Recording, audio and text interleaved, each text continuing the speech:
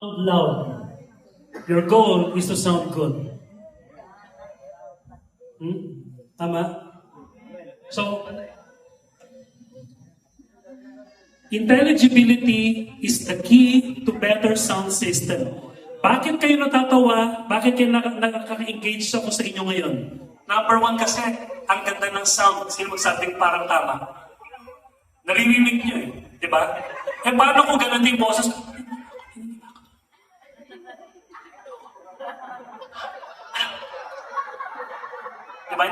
Hindi ka makakalas pag okay, eto. Intelligibility. Did you know that in sound system may tinatawag na ear fatigue? Ito, maganda pag-usapan natin sa church. Ito, science to According to psychoacoustics, okay, yung psycho, utak, at saka tenga. Sino may tenga? Taas sa kamay. Sino may utak? Taas sa kamay. Alright, ito yan. Did you know that kapag ang tenga ay nasubject tayo sa 20 minutes of unintelligible sound, 20 minutes, it takes the brain and the ears to recover 45 minutes para makapag-recover siya. Dahil nabugbog yung tenga niya sa praise and worship kanina, na puro snare at cymbal at yung worship leader na tili ng tili. Eh, mabuba! Parang nasa bali lagi, bagsak! Lagi nakasigaw.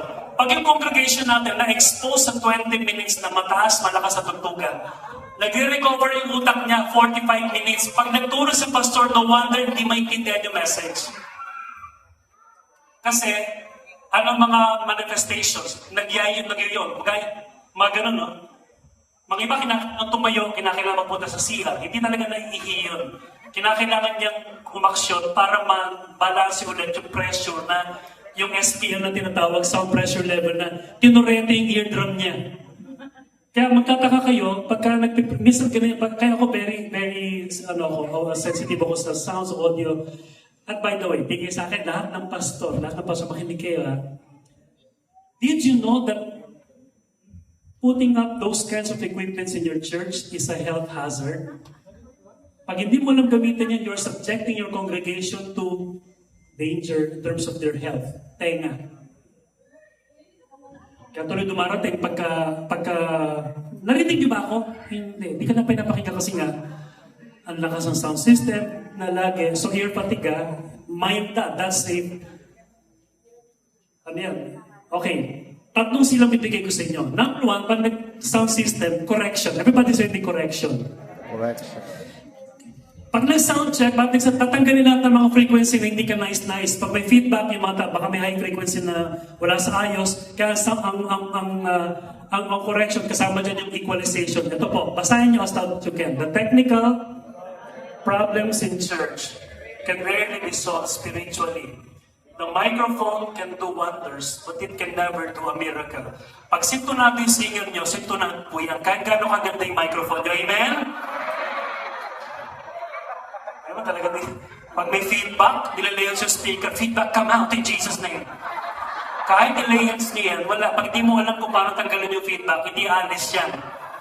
So you cannot solve technical problems spiritually. Reversely, you cannot solve spiritual problems technically. Are you getting me? Although, di ba, pag minsan nasira na yung speaker, in Jesus' name, bumangon ka, bilhin na po kayo, God will provide. Amen? So, huwag nyo nang pilitin na, Lazarus, come forward! Yung mga speaker, di ba? Yung voice speaker. Wala yan. Dapat, bilhin ka na lang. Okay. Basic acoustics, high, mid, low. Kuya, dapat malaman nyo ito, pwede nyo na magawa sa church bukas, mag-rehearse kayo. Okay? Meron tinatawag na high, mid, at saka low frequency. Ano ba yung high? Yung high, siya ang nagpapalinaw ng tunog. Pag wala yung high, ang intelligibility goes down by as much as 70%. Kuya, pakitanggal yung high frequency ko. Let's see, kuya. Hallelujah! Hallelujah, Pinoon! Hallelujah! Masaya ba kayo? Amen! Amen! Ano, makikinig kami dito sa oras sa preaching? Bakit ba yun? Check. Kaya tuloy, yung mga ibang preacher, hindi maintindihan. Di ba, no? Pag sila, Tanggalin mo ulit ko yun. Jesus ang puno.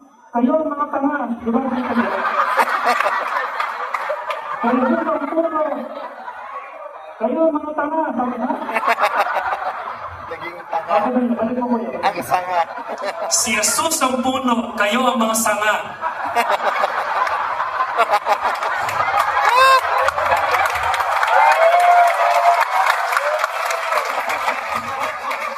Tanggalin mo. Ating pag-aralan ang mga utong ni Moses. Ating pag-aralan ang mga utos ni Moses. Hallelujah! Ano? Utot? Ano yun? Bakit? Yung high. Kaya bukas na bukas din, meron ako project sa inyo. Tingnan niyo yung mga speakers nyo, baka busted na yung high. At yan ang mabilis masunog. Kaya magtataka ka, nagtuturo ka, kasi yung high yan na nagpapalino. Pag walang high, kaya kita niya pa rin sa soundcheck. Kaya soundcheck, di ba? Sound. Kaya tinuro namin mag-soundcheck yung mga singers. Ang pag sa soundcheck po, hindi ka, soundcheck, pray. Mga iba mali pa eh. Phrase. Mali pa. Soundcheck. Phrase. Sabi naman sa nakakahira. May mga believer to, phrase. Okay, paano ba talaga mag-soundcheck? Ganito po. Ano ko muna? Kuya, pakilagay lang yung meat, teka lang.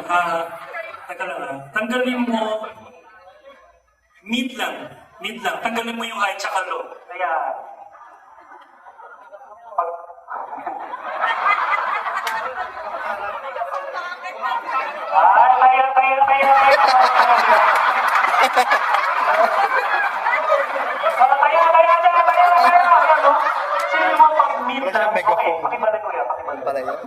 however, yung mid frequency, siya yung body ng katawan mo, ikaw ay mid ka talaga.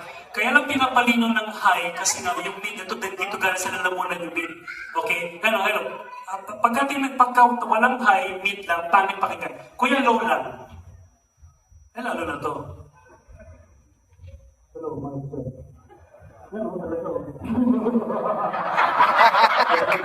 Ayun na naman sa ating tayo.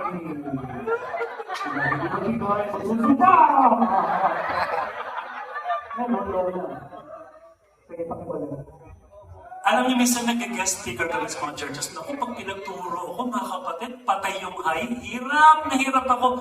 Paus ako. Hindi ko malaman kung naintindihan ako ng tao. Hindi.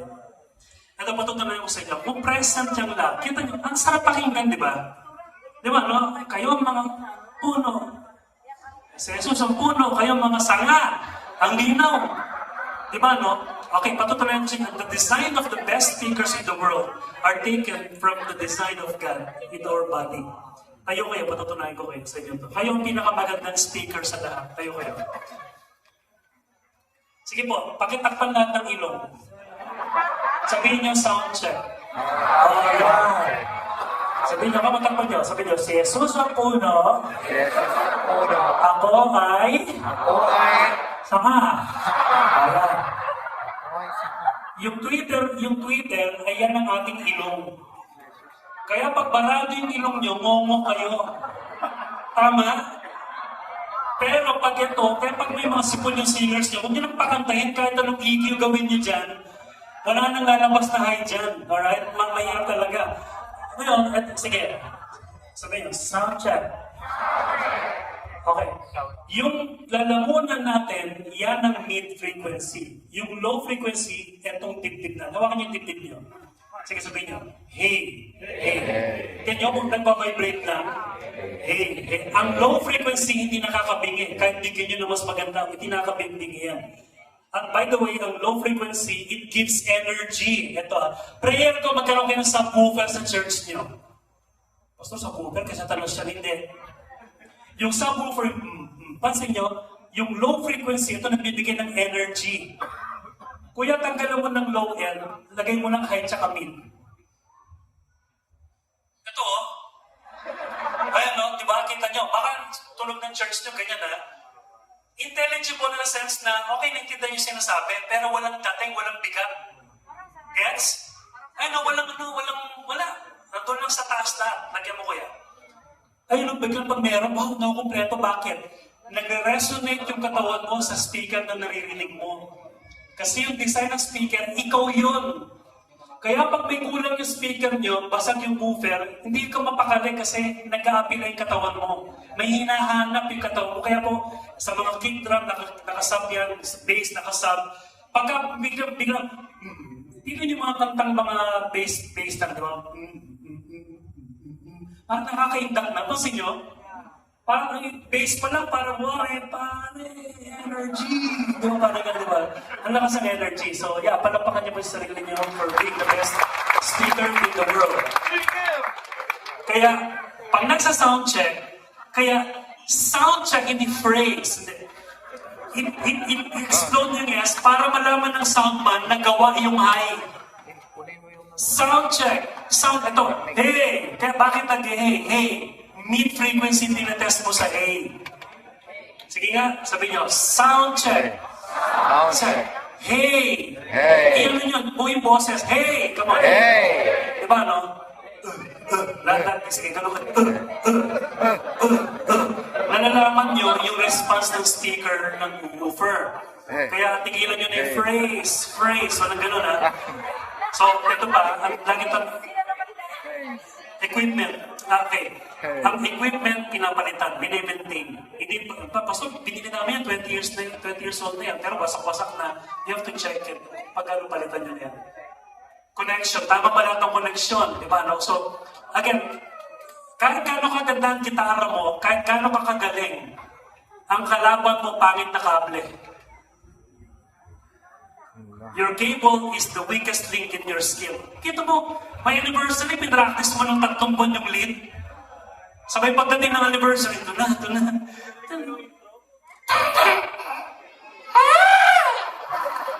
Hihila-hila may cable. Okay. Lahat kayo itong mortal sin to makinig kayo lahat Sa amin sa worship team, nagagalit ako, pinapagsabihan, nireview ko talaga, pinapakulong ko yung mga worship team. Pag inaapakan yung mga wire. Mga iba talaga, paborit, alam lang, basta ginaganon pa yung mga wire, iniikot-ikot. Naku, kasi sensitive na mga wire na yan, huwag yung tinatapakan yan, yung tinatapakan mo. Isa pa, nasa monoblock, yung cable, nasa paa ng monoblock. Pero yan mga kapatid, at pag yan tiniwarin ka niya sa actual, nasira yan habang nagpe-perform ka, tapos ka, sayang. Di ba? No, kayo mga kapatid, i-imagine yan. Take care of your, kaya mga connection, importante yan. Okay, ito, soundman. Ang soundman should occupy the best place, the best seat in the house. Well, good for sound system yun.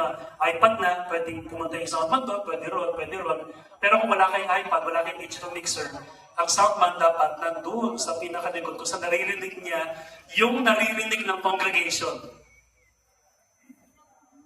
Alright? Gets? So, soundman At yung soundman, kinakailangan, pag nag-mix kayo, you have to be alert. Hindi yung nag-feedback na lahat. Ganun yung soundman, tututugan talaga walang tunog yung singer, wala na lang. Talagang intimate sila ni Lord. Ang ministry mo for that time is not to close your eyes and engage whatever. Ang ministry mo, mag-serve sa tao by serving the band and serving the congregation. Ayun, yung band singer dynamics, I guess na ano ko na yung kanina, ito, paano ba talaga humawak ng mic? Yan, nausapang maganda talaga.